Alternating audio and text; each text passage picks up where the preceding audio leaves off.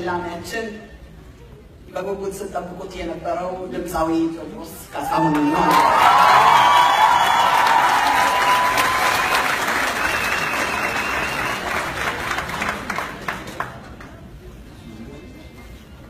ቴዎድሮስ ካሳሁን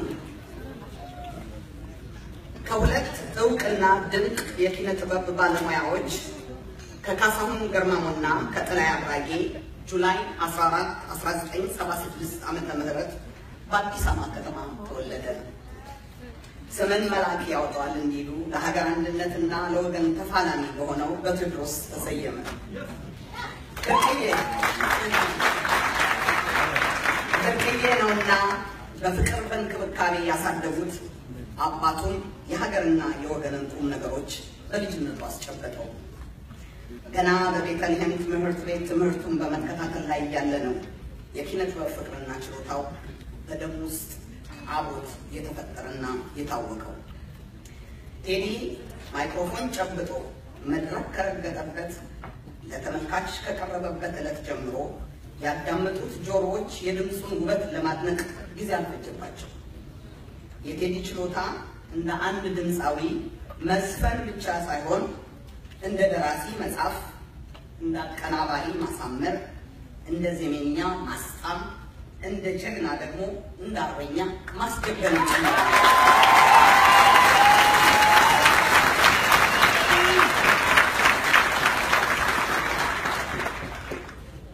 ቴዲ ፍቅርን በሴት ብቻ ሳይሆን ፍቅርን በሀገር፣ ፍቅርን በወገን፣ ፍቅርን በስራ ጋር፣ ፍቅርን በአድናቆትና በሙገሳ ሲገልጸው በኢትዮጵያዊነት አስቦ በነበረ ባህል አንተርሶ ስለሚሆን ወገኖቹ በውዳሴና በአድናቆት አጀቡት።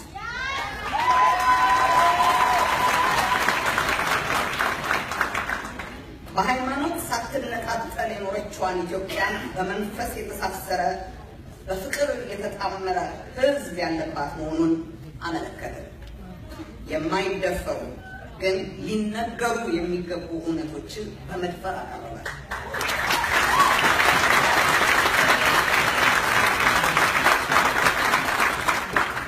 ቴዲ በጥቂት የዘፈን ስንኝ ሊገለጽ የማይችል እውነትን የዘከረ በመጠነኛ ስራዎች ሊካተቱ የማይችሉ ከፍተኛ ቁም ነገሮችን የቋጠረ በኢትዮጵያውያን ልብ ውስጥ ሐውልትን ያቆመ ውድ ልጃችን ነው።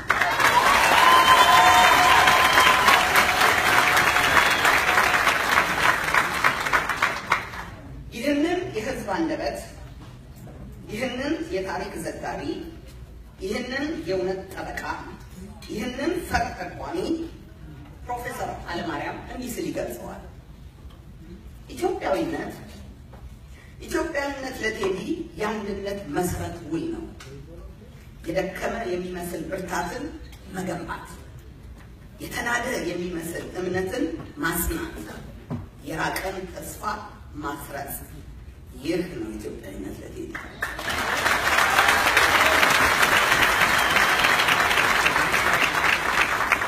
ለቴዲ ኢትዮጵያዊ ሁሉ በአንድ የወርቅ ፈትል የተዋሃደና የተጣመረ ህዝብ ማለት ነው። ቴዲ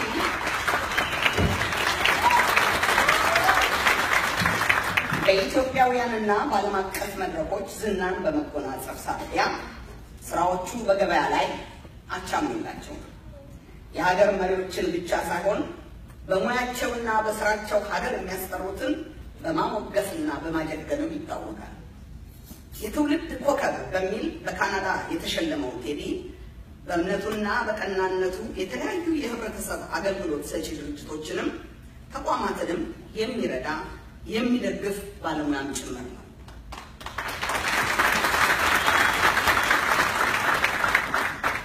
በትዳር ህይወቱ በአንድ ወቅት የወይዘሪት ኢትዮጵያዊነት ማዕረግን ከተቀዳጀችው በብዙ ልዩ ልዩ ፊልሞች ከተወነችው ሌላ ድንቅ ባለሙያ ከአምለሰት ሙጬ ተጋብቶ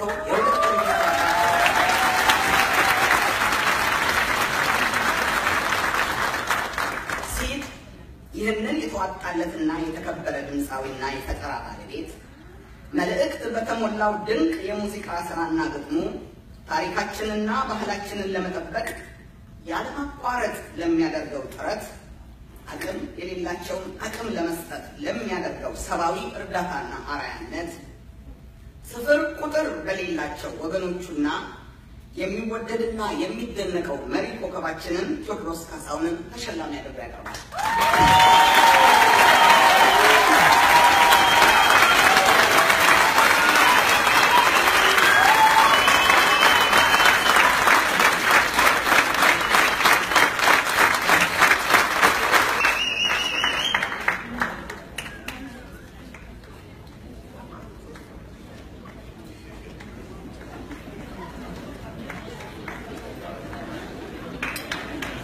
እንደምን አመሻችሁ።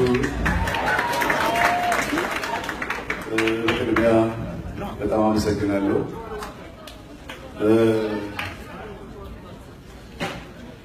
እንዴት እንደምናገር ወይ እንዴት እንደምጀምር አላውቅም። በቅድሚያ ይህን ሁሉ ያደረገው እግዚአብሔር የተመሰገነ ይሁን።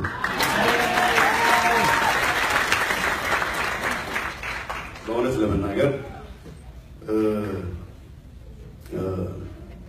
እንደገና በእውነት ለመናገር ከእናንተ መሀል በመውለድ ደስ ይለኛል። ምክንያቱም ኢትዮጵያዊነት የሚያኮራ በነፃነት የመኖር በነፃነት የመራመድ ሌሎችንም ወደ ነፃነት የሚያራምድ ትልቅ አቅም ነው። ከዚህ አቅም ውስጥ ባልፈጠር ኖሮ እንደዚህ ቆርጬ ለመናገር አልችልም ነበር። ከምንም በላይ ዛሬ የሽልማቱን መጠን ያህል ያስደሰተኝ ነገር አዳዲስ ነገ ኢትዮጵያን በሚረከቡ ወጣቶች እንደነ ዛሬ ተሸላሚ በሆኑት መካከል ከዚህም ደግሞ በእድሜ አንጋፋ ከሆኑት አንድም ከሙያ አጋሬ ከጋሽ ማህሙድ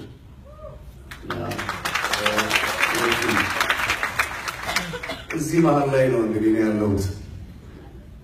እዚህ መሀል ላይ ቆሜ ስናገር በጣም ያስደሰተኝ ነገር የመጨረሻው የትልልቅ ሰዎች አፍ እነሱ ለመሆናቸው መጠን እግዚአብሔርን ስሳት እንዳመሰገኑ አይታቸዋል። እነዚህ ልጆች ደግሞ መጀመሪያ ይሄ ሁሉ መቼ በእውነት የጨዋ ልጆች ናቸው። እግዚአብሔርን አመስግነው ሲጀምሩ ደስ ብሎኛል።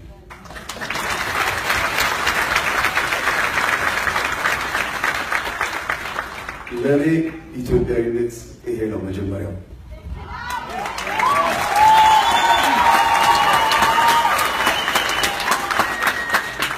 ኢትዮጵያውያን ራሳቸው የሚተማመኑ መሆናቸውን የሚረጋገጠው መጀመሪያ እግዚአብሔርን ሲያምኑ ነው።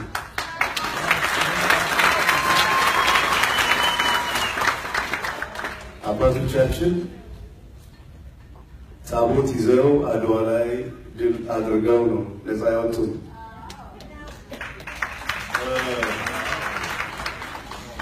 አንድ የአበሻ ጀብዱ የሚል መጽሐፍ አለ፣ ምናልባት አይታችሁት ከሆነ ወይም ደግሞ ቀዩ አንበሳ፣ ሌላ ደግሞ አይተኛው ነው። ሁለቱንም የውጭ ሀገር ተወላጅ የሆኑ ሰዎች የጻፉት በጦርነቱ የተሳተፉ ሰዎች ናቸው። እና እነዚህ ሰዎች ሲናገሩ እኛ ከፊት በፎቶግራፍ በታሪክ የምናውቀው ታቦት ይዘው መሄዳቸውን ብቻ ነው። ነገር ግን ሙስሊሞቹ በአንድ ወገን፣ ክርስቲያኖቹ በአንድ ወገን ከጦርነት በፊት በሌሊት ሲጸልዩ ተራራ የሚያነቃንቅ ድምፅ ያወጡ ነበር ይላል መጽሐፍ።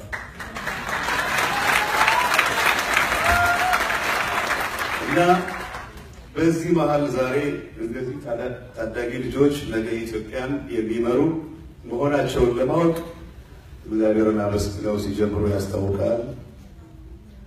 እነዚህ ደግሞ ታላላቆች እግዚአብሔርን አመስግነው ሲጨርሱ በጣም ደስ የሚል ነው። እዚህ መሀል ተገናኝተናል ነው ያልበለውት።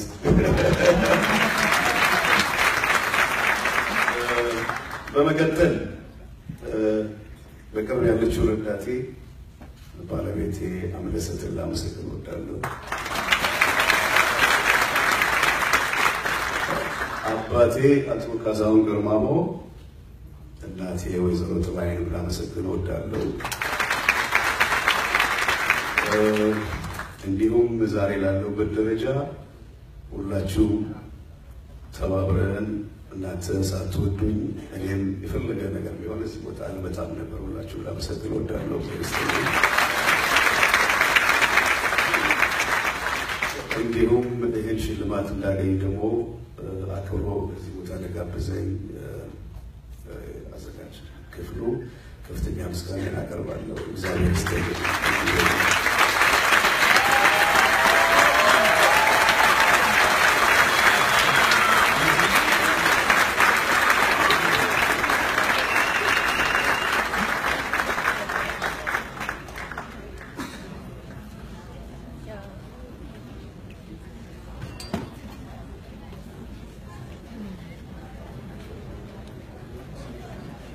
ባካችሁ የራስን ቲኬቱ እየዞረ ስለሆነ ብትገዙ አደራ ለማለት ነው። እንደምታውቁት ይሄ ድርጅት ከትርፍ ነፃ የሆነ ድርጅት ነው። ብዙ የተለያዩ ወጪዎችም አሉት።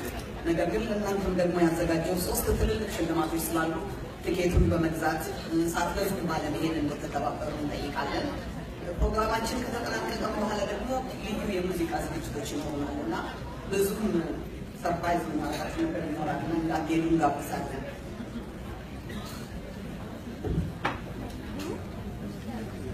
ቀጣዩ ተሸላሚያችን የትዝታው ንጉስ መሐሙድ አህመድ